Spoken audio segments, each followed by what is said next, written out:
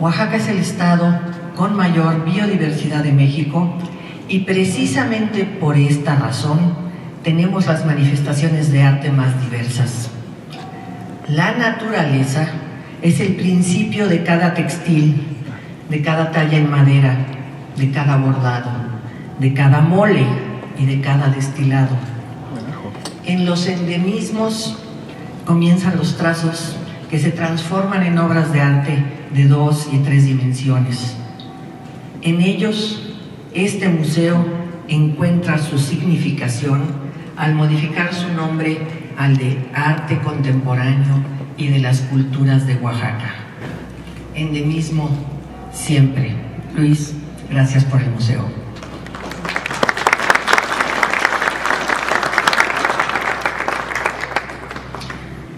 Flavio Sosa, secretario de Culturas y Artes de Oaxaca.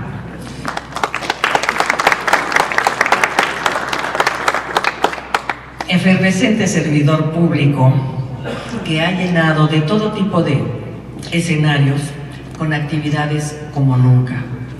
No hay forma de asistir a todo el banquete de expresiones artísticas y culturales que ahora se presentan en cada uno de los espacios posibles de Oaxaca.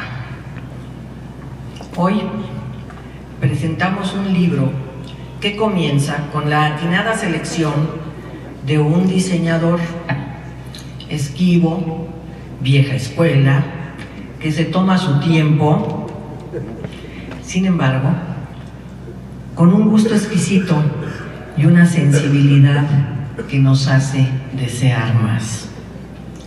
Sergio Padilla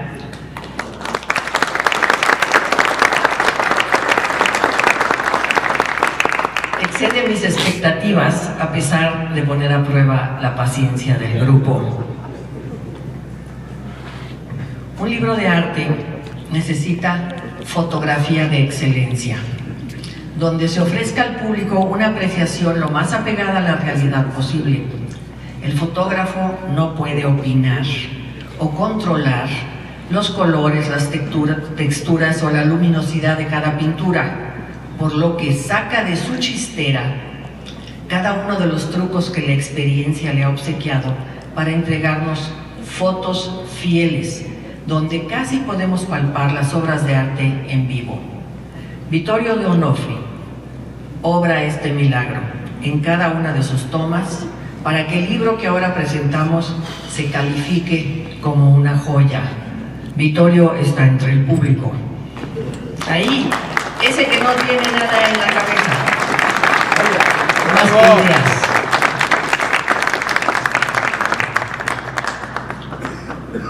El resto de las fotografías del libro se las debemos a artistas y amigos que viajaron con el grupo a la biosfera y captaron esos momentos irrepetibles y que ahora inundan con recuerdos las páginas de este libro. Desde Zapotitlán, Salinas, llega hoy a Oaxaca Pedro Miranda,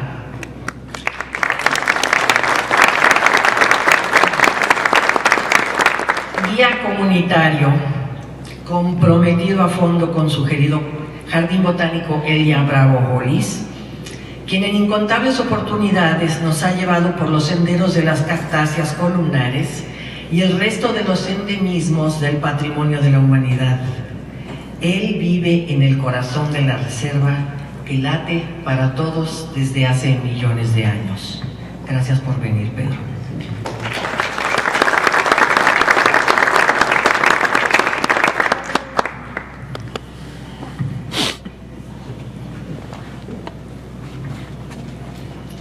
Trabajan artistas, fotógrafos, diseñadores, patrocinadores, editores de estilo y formadores, todos enfilados a la misma meta.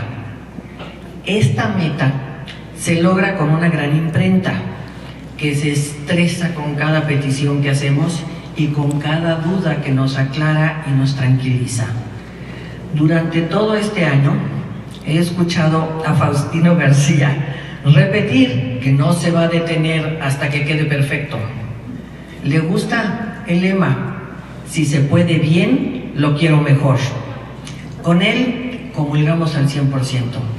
Productos Gráficos El Castor, con su equipo Maravilla, nos ha vuelto a cumplir.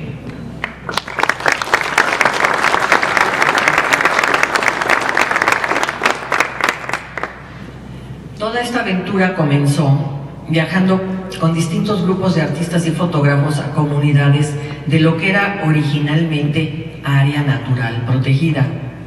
Aquí presentes y algunos en el resto del espacio donde estamos teniendo la presentación, en la planta alta del museo, donde se está transmitiendo el vivo gracias a la magia tecnológica que nos trajeron hoy.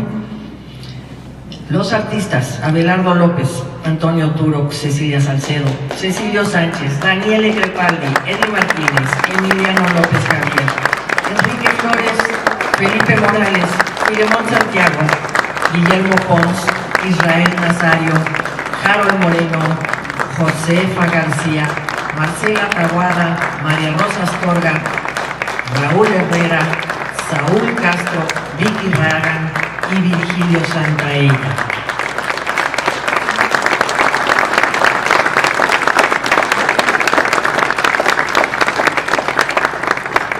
Representados aquí en la persona de Raúl Herrera, nuestro mejor y más sabio ejemplo de todo lo que se puede hacer con la mente, el corazón y unos buenos pinceles.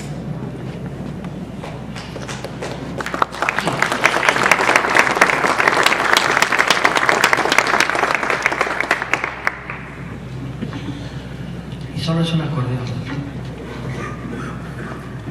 Eminencia, hemos oído esa palabra, persona eminente o de gran valía en la ciencia, el arte o una profesión. Nuestros dos autores son en verdad personas eminentes. Presento primero a Alejandro de Ávila.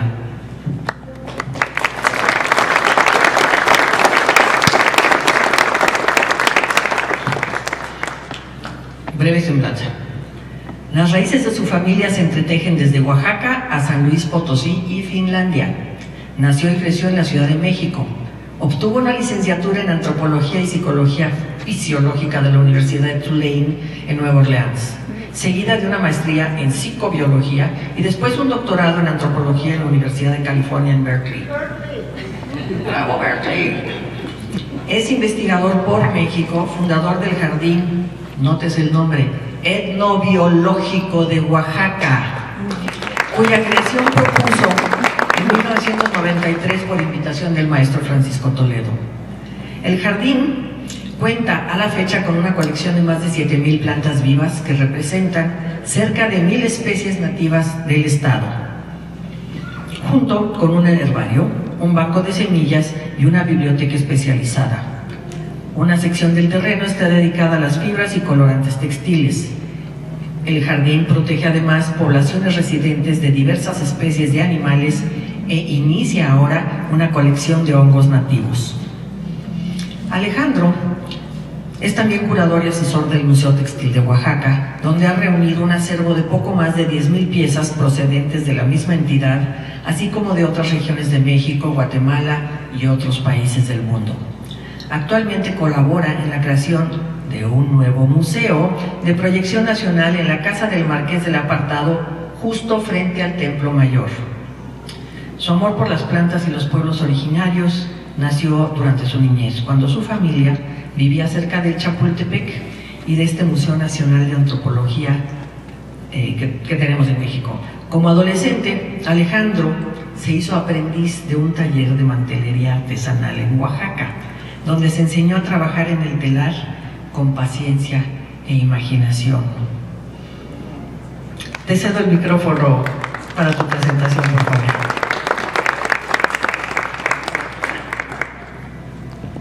Quisiera comenzar agradeciendo a Nancy la deferencia al invitarme a participar en este proyecto maravilloso. Me dejó asombrado ver lo que habían logrado los artistas después de una visita a la Cañada de Cuicatlán, región que me fascinó lo mismo que a Nancy y a Poncho en su primera visita, pero que yo conozco de décadas atrás. por muchas diversas circunstancias y en diversos momentos de mi trayectoria. Quisiera darles una semblanza rápida de lo que para mí significa este espacio, que me temo ha sido mal presentado en diversos momentos, en diversos contextos, y que, si ustedes me lo permiten, quisiera enmendar la plana, quisiera darles una visión, ojalá bien documentada, trataré de hacerlo con las imágenes que voy a presentar, pero sobre todo bien sentida, actualizada conforme a lo que ahora entendemos que es la historia natural, pero también cultural de esta región de México, y qué significa para nosotros, no solamente como personas que vivimos en Oaxaca, sino como seres humanos que estamos preocupados por lo que están pasando a nivel global. Quisiera entonces pedir si me pueden pasar la primera proyección. Titulé esta breve presentación de mí mismo en la fosa de Piedra y Cantos. Explico a qué se refiere este título. Primero, esta imagen viene de un documento prehispánico que procede precisamente de la región de Tehuacán, Cuicatlán, hasta donde sabemos. Es el Códice Laúd, y lo incluí en particular porque el Códice Laúd se conserva en Gran Bretaña, de donde procede la familia materna de nuestra anfitriona. ¿De dónde vienen los nombres? Cuicatlán viene de Cuicatl, canto, con el sufijo que indica lugar, y Tehuacán viene de poseedores de piedra, etl, la piedra, el posesivo hua y el locativo can. Por eso, entonces, me parece que es pertinente hablar de la fosa de Piedra y Cantos. ¿Qué es una fosa tectónica?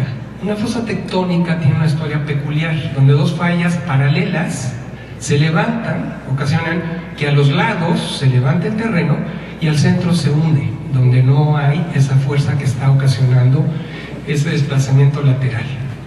A grandes rasgos, esto es una fosa tectónica, una depresión larga donde dos fallas que corren paralelas se levantan y entre ellas se hunde el terreno por fuerzas internas de la Tierra. ¿Por qué se hunden? ¿Por qué hay estas fuerzas internas de la Tierra? ¿Por qué se levantan?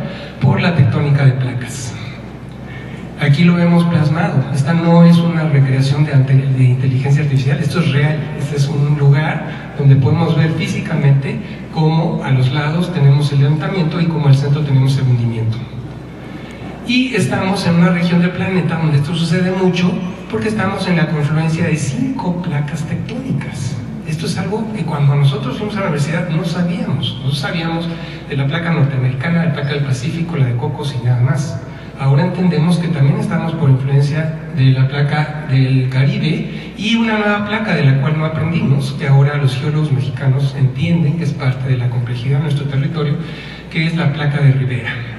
Debajo de la placa norteamericana hay un proceso de subducción de la placa de Cocos y eso se está reflejando en el afallamiento en Tehuacán, Cuicatlán.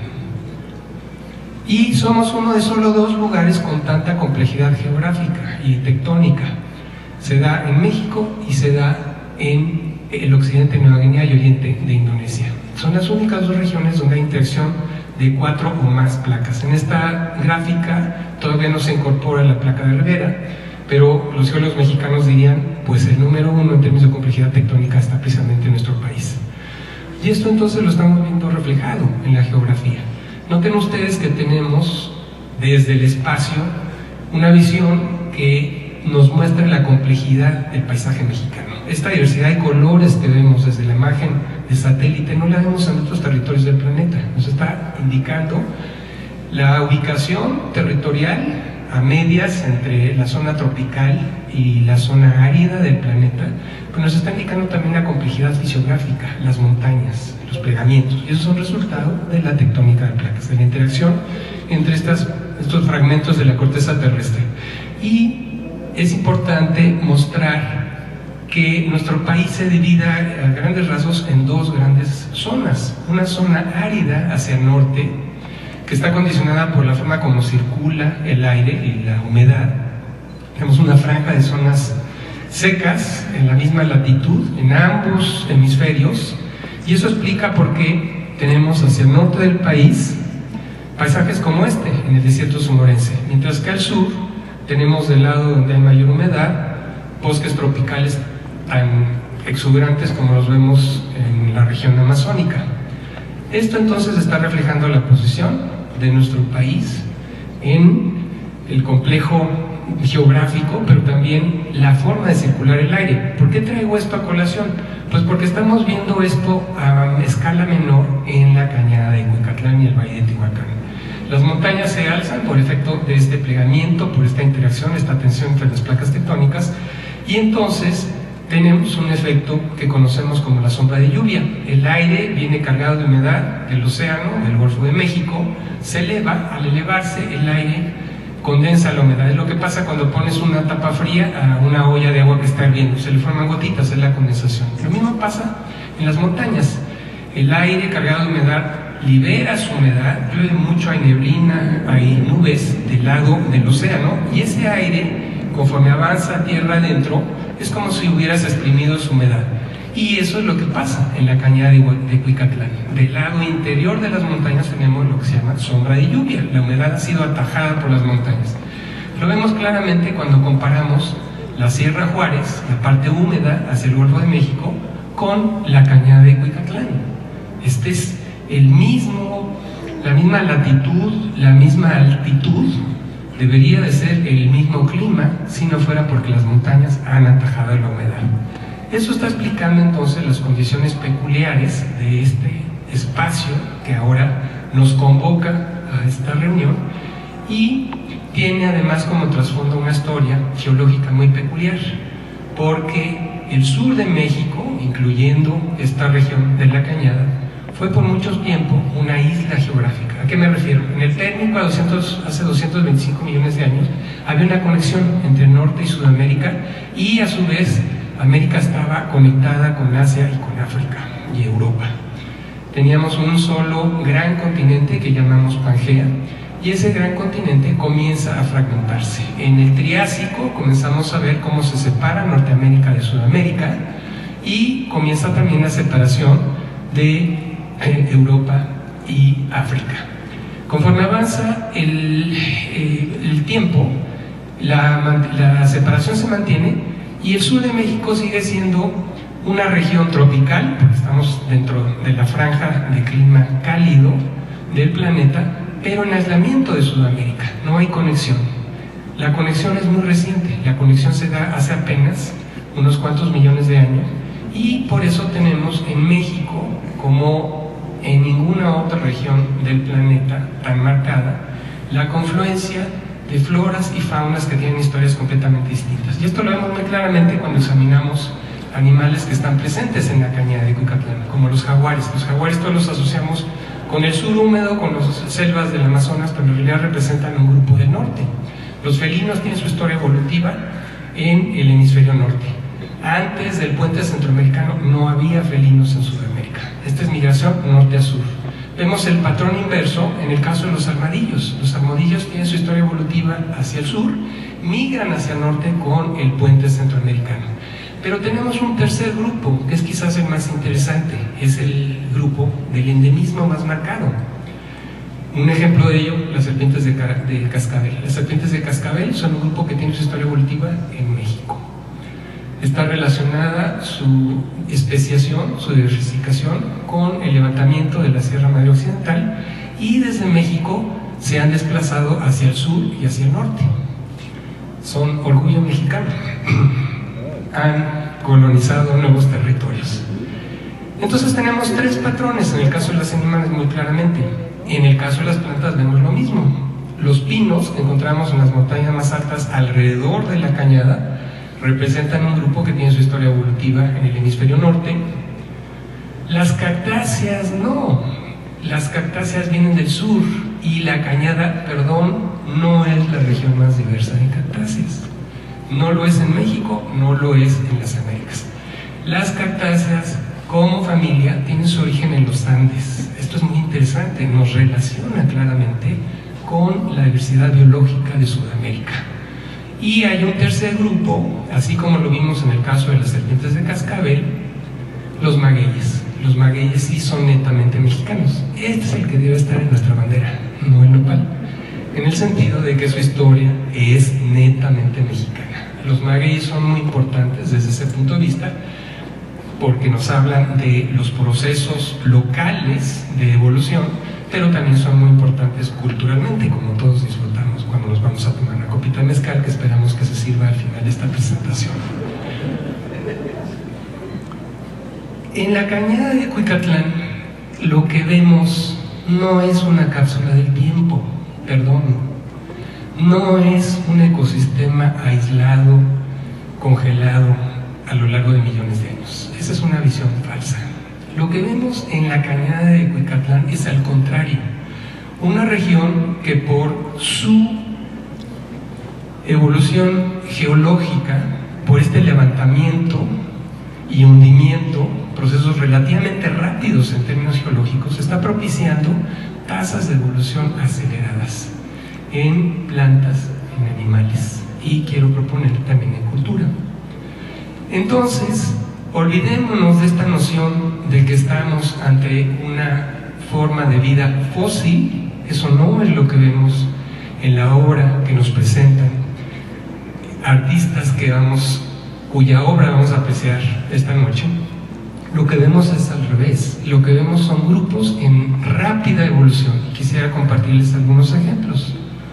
Esta es una nueva especie de, ¿cómo se llama este animalito en Oaxaca? ¿Alguien sabe? ¿Cómo les decimos acá en Oaxaca? Cuija. Cuija, exactamente. Gecko ya es un nombre más técnico, es una cuija. Esta es una cuija endémica de la cañada de Cuicatlán. Pero es una evolución reciente, no es que esta especie haya estado allí por millones de años. Y lo mismo vemos en el caso de plantas, como esta palma de Dolores. Las palmas de Dolores representan un grupo que sí corresponde a la época de los dinosaurios como linaje, pero las especies han sido recientemente evaluadas con base en información genética y se muestra que su evolución, su diversificación en especies es de los últimos 200.000 años, no millones de años. Y este es un ejemplo, esta es una especie de cícada, palma de Dolores, endémica de la cañada. Otro ejemplo de plantas que son más recientes en su historia evolutiva, esta orquídea maravillosa, la Eliaja nigeriana, que es endémica de la parte alta de la cañada, pero hablan únicamente del lado oriental. Es un microendemismo, es decir, un endemismo en una zona muy limitada. Y como ya hice alusión, los agaves son un ejemplo formidable por su importancia cultural y porque tenemos en la cañada una gran diversidad de especies.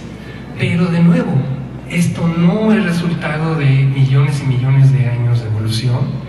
Las plantas de este grupo, los agaves, están en evolución rápida. Esto ha sido mostrado con relojes biológicos a partir de los datos moleculares y nos muestran que ha habido una explosión evolutiva en los últimos cientos de miles de años, no millones, y en la cañada tenemos una gran diversidad y uno de ellos, este, es endémico, es exclusivo de la cañada, un maguey muy bonito, por cierto. Bueno, ¿qué podemos señalar para quienes tengan la curiosidad, el interés y quieran refutarme o quieran convencerse de que es cierto lo que estoy comentando? Les recomiendo estas lecturas y otras de una persona a quien apreciamos mucho, Alfonso Valiente Banuet, un colega del Instituto de Ecología de la UNAM, quien lleva décadas trabajando en las zonas áridas de México, pero en particular en la cañada de Cuicatlán y el Valle de Tehuacán.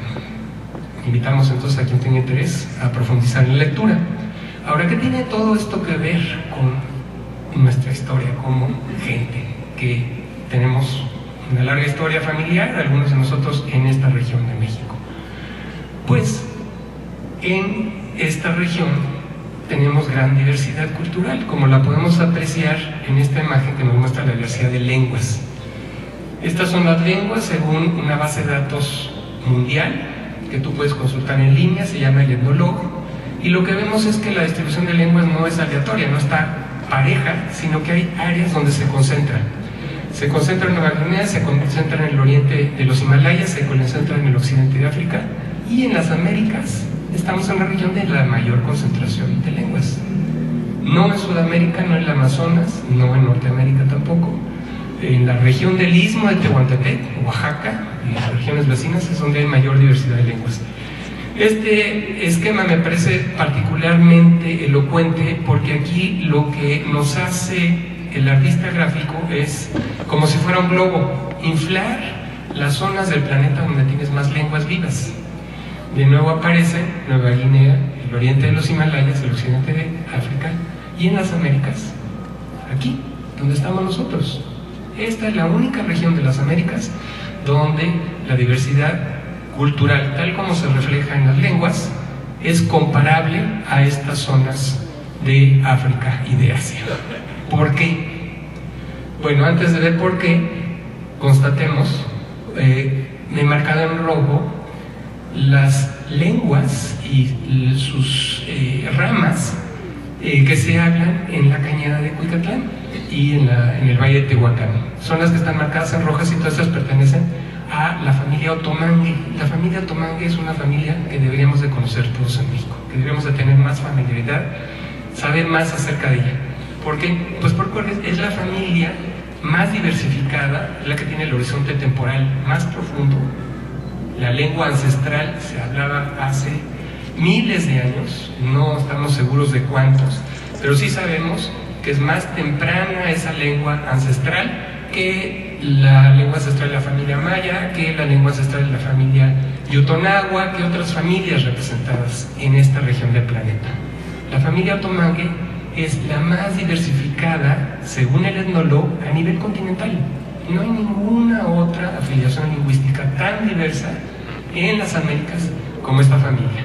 Y esta familia es particularmente interesante desde el punto de vista cultural, ya no nada más lingüístico, porque su distribución corresponde con los sitios arqueológicos donde tenemos el inicio de la civilización en las Américas, donde comienza la agricultura, donde tenemos la evidencia más temprana del manejo de plantas y después de animales para intensificar tu modo de vida, para poder incrementar tu población.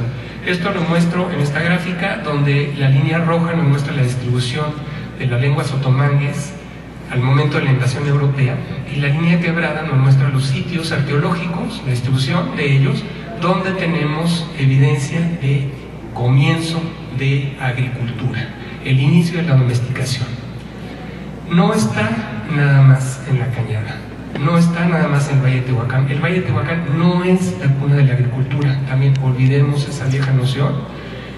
Lo que sí podemos decir es que tenemos razones para pensar que eran hablantes de la lengua proto-otomangue, la lengua ancestral, la que dio origen a las lenguas zapotecas, las lenguas mixtecas, las lenguas popolocanas, etc., la que se hablaba en esta región donde se inicia la agricultura a nivel de todo el continente, y que por eso se diversifican las lenguas.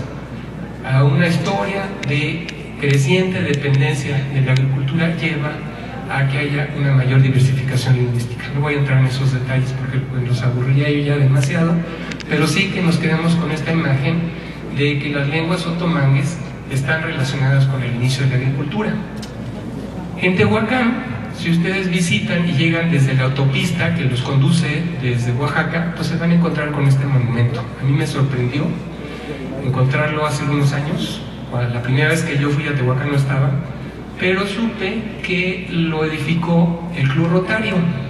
No voy a hacer comentarios acerca de la estética de este monumento. Creo que es digno de la monografía que hizo Carlos Monsiváis acerca de las monstruosidades monumentales a las cuales somos propensos en nuestra cultura política mexicana. Lo que ven ustedes es una escultura donde se está queriendo representar que Tehuacán es la cuna del maíz. Ven ustedes a una mujer de espaldas y a un hombre. El hombre está levantando una mazorca, elevándola al cielo como una señal de ofrenda. Y el discurso subyacente es que esta región de Tehuacán es donde se originó el maíz y por lo tanto la milpa y la agricultura mesoamericana.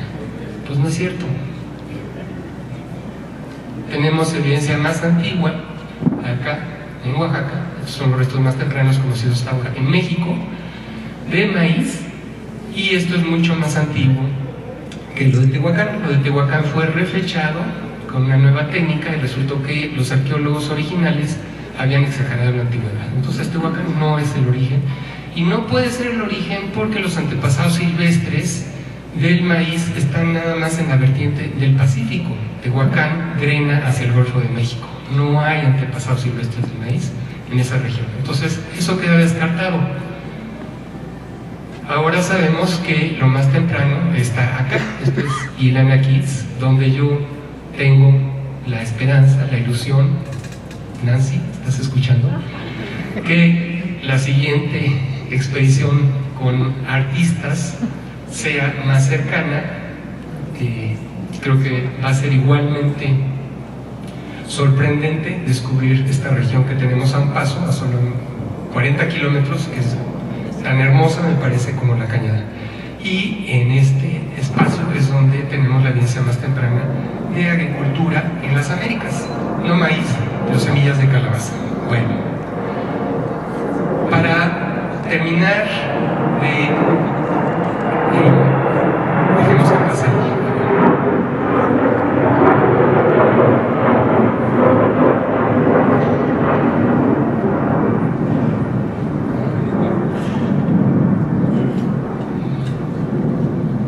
Para terminar de descartar esta noción de que Tehuacán es la cuna, un estudio reciente de arqueólogos en la Cueva de San Marcos, en el Valle de Tehuacán, muestra que los restos, aquí está la publicación si alguien tiene interés en darle seguimiento a esto, muestra que los restos son unos 1000 años más recientes. Lo más temprano encontrado en esta región son unos 1000 años más recientes que los de Yilanaquitz. Entonces se constata que Yilanaquitz es lo más temprano. Ahora, Yilanaquitz tampoco es lo más antiguo. Ahora tenemos restos de Perú que son incluso más antiguos que los de Yilanaquitz. No quiere decir que Perú sea el origen.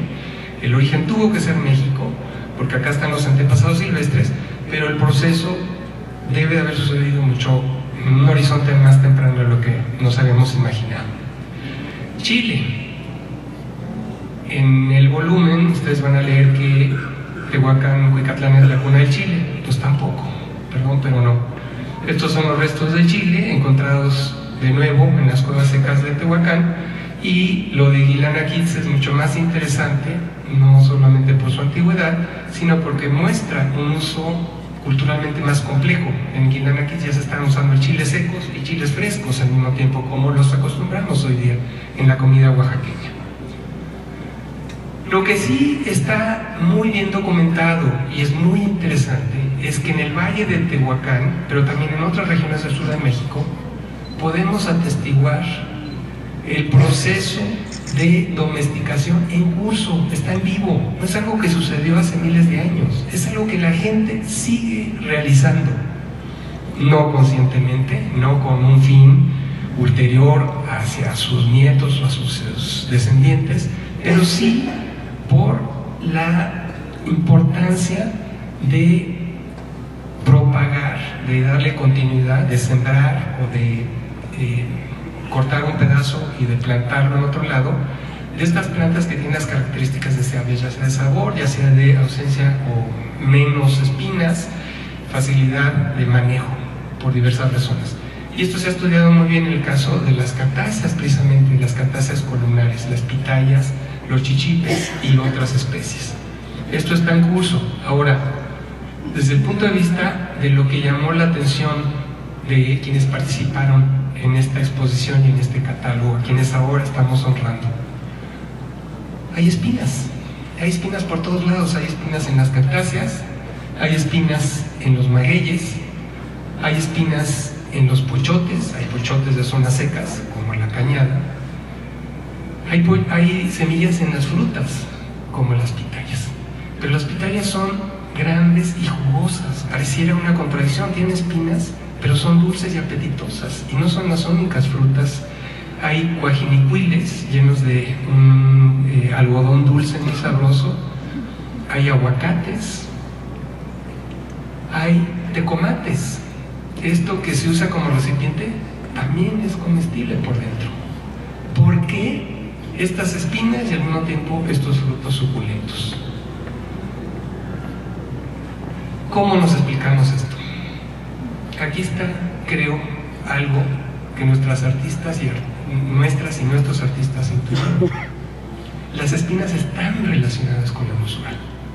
Las espinas son parte de lo que vemos, apreciamos y que nuestra gente tiene una tradición cultural de acercarse emotivamente y de manejar, de apreciar. ¿A qué me refiero?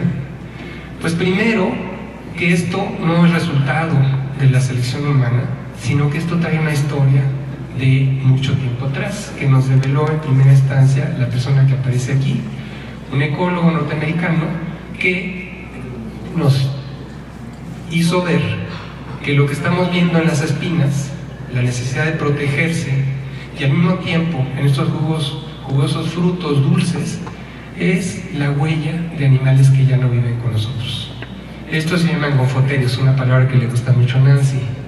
Gonfoterios son elefantes ya extintos o parientes de los elefantes más chaparritos que viven en zonas tropicales, desde México hacia el sur. Y los gonfoterios fueron animales, no los únicos, pero fueron animales claves para explicarnos por qué tanta espina por un lado y por qué estos frutos jugosos, apetitosos. ¿Por qué? Pues porque estos animales se alimentaban de ellos y propagaban sus semillas, y las semillas muestran rasgos de protección contra la tripa del animal y de poder germinar en su excremento. Esto se ha estudiado con frutos y semillas propagados por elefantes en África y en Asia. Seguramente esto sucedía aquí. ¿Por qué? Pues porque aquí teníamos una megafauna más extensa que la de África hoy día. Vean ustedes, en África y en Asia tenemos una sola especie de elefante en cada una de esas regiones. Acá había 4. Ahí están, miren. Los gonfoterios, pero también mastodontes, pero también mamuts. Y esto significó presiones selectivas sobre de la flora. De nuevo, esto no sucedió hace decenas de millones de años en la época de los dinosaurios. Esto es reciente, hace apenas 12.000 a 14.000 años que se extinguieron estos grandes mamíferos. ¿Y por qué se extinguieron? Por el ser humano. El ser humano es el causante, ahora lo tenemos claro, hay evidencia de todo tipo mostrando que la extinción de los grandes mamíferos, no solamente en México, no solamente en las Américas, sino a nivel global, la extinción de la megafauna es por efecto humano. No tanto la cacería directa, sino el impacto, el manejo del fuego, la alianza con el perro, el modificar el ambiente. Y eso tiene repercusiones también en las nociones románticas que tenemos del pasado, porque tendemos a ver hacia las poblaciones ancestrales como benéficas, como una contraparte a la debacle que estamos ocasionando en la civilización occidental. Tenemos que apreciar que nuestra especie ha tenido un impacto desde mucho tiempo atrás y no ha sido siempre un impacto benéfico para el medio ambiente. La extinción de la megafauna fue entonces un proceso cultural reiterado que ocurrió en distintos momentos en diversas regiones del planeta y que podemos visualizar como un preludio temprano del antropoceno. El antropoceno como la época actual en donde estamos ocasionando cambio climático y debacle ecológica de todo tipo. Bueno, pues volviendo a la imagen que elegimos para iniciar esta presentación, creo que ahí estamos viendo palpablemente en esta escena de espinas, en este representar al agave magnificado y con estas púas y con estos dientes de las pencas tan prominentes. Hay una afinidad hacia las espinas, pero no es una afinidad negativa, y eso es lo que quisiera concluir, con lo que quisiera concluir, porque es lo que veo en la exposición que nos convoca. En las artes de México, no solamente en las artes plásticas, sino también en la literatura, podemos acercarnos para ver cómo hemos sentido la biota mexicana, la flora, la fauna que nos es nativa. Y quisiera citar este poema de nuestro premio Nobel, de Octavio Paz, de 1958. Pero a mi lado no había nadie, solo el llano, cactus, huizaches, piedras enormes que estallan bajo el sol. He aquí a la rabia verde y fría y a su cola de navajas y vidrio cortado. He aquí al perro y a su aullido sarnoso, al maguey taciturno, al nopal y al candelabro erizados. He aquí a la flor que sangra y hace sangrar, la flor de inexorable y tajante geometría, como un delicado instrumento de tortura. Son imágenes terribles. ¿Por qué va a ser taciturno el maguey? ¿Por qué va a ser hiriente la planta? Me parece que en Octavio Paz, con toda la admiración que le tenemos, con lo extraordinariamente talentoso que fue como escritor, no dejamos de ver un prejuicio hacia lo nativo, tal como lo vemos también en sus reflexiones en torno a la cultura mexicana, en la madre violada y el mestizaje como un proceso violento negativo. Creo que estamos viendo en Octavio Paz reflejos de una postura europea que vemos en otros escritores. Y quisiera concluir, después de la imagen de Octavio Paz, con una cita de un autor de nuevo británico, de nuevo porque quisiera relacionarlo con nuestra anfitriona, una cita de un libro poco conocido, poco leído, pero que les recomiendo mucho. Él hizo un viaje en la cañada de Cucatlán, tomó el tren de Oaxaca a la Ciudad de México, y al acercarse a Quiotepec escribe lo siguiente: más allá del cristal, es decir, de la ventana, el paisaje era tan infernal como la temperatura. El tren corría por una hendidura entre cerros enormes, secos como un hueso, y cubiertos hasta donde alcanzaban a ver los ojos por un delgado bosque metálico de cactus, sin sombra alguna bajo el sol perpendicular. Y entonces cita él a un poema de Wordsworth, de fines del siglo XVIII. Ven y exponte a la luz de las cosas, deja que la naturaleza sea tu maestra. Pero hay lugares donde sin duda es mejor bajar la persiana y leer a Spinoza. Rechaza él el paisaje extraordinario que se devela a sus ojos, no le gusta. No le gusta el calor, no le gustan las espinas, no le gusta lo que está viendo. A pesar de que es un autor que nos lega poemas muy hermosos acerca de arrecifes, acerca de bosques de abedules, acerca de jardines, acerca de flores, y sin embargo la cañada le provoca revulsión. ¿Por qué? Creo yo, por prejuicios culturales. Y este es el libro que les recomiendo. Creo que está traducido, creo que sí podemos leerlo en español. Aquí está la imagen de Aldous Huxley de joven, y quisiera finalizar ahora sí mis comentarios mostrándoles que hay una ironía en el hecho de que Huxley corra la cortinilla y se concentre en Spinoza, porque Spinoza, entre todos los filósofos de Occidente, es el más afín al pensamiento de las culturas originarias, de la visión del mundo abierta a la naturaleza, abierta a los procesos locales, abiertos a una dinámica cultural distinta del énfasis de Occidente, de la obsesión de Occidente. Y me parece que es pues lo que estamos viendo al apreciar esta maravillosa exposición, porque a quienes visitaron la cañada y se inspiraron para plasmar lo que vieron y sintieron en fotografía, en pintura, en otras expresiones artísticas, no les importó el calor, no les importaron las espinas. Muchas gracias.